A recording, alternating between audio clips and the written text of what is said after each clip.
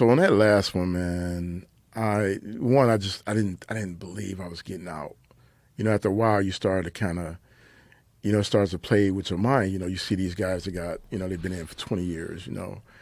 But I remember like going, because you go up to these hearings, you get, and it feels like you're about to go, and then they come back in 30 days, and they're like, oh, they won't let you out, right? Because you got to go. So it goes like this. When you had assault on the officer, you got to go to the warden. And then the warden goes to like a regional director, and the regional director goes to like the main director.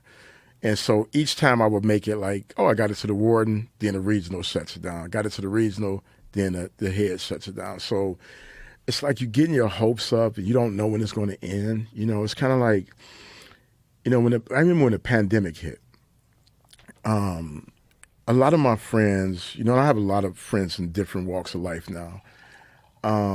A lot of my friends reached out to me and was like, how do we help people navigate these tough times, right? The isolating feeling of being in the pandemic.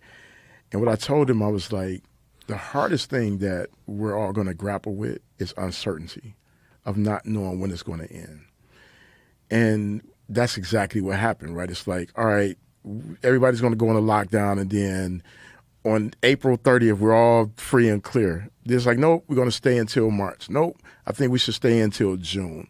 Nope. You start to lose that orientation because you can't put your feet on solid ground.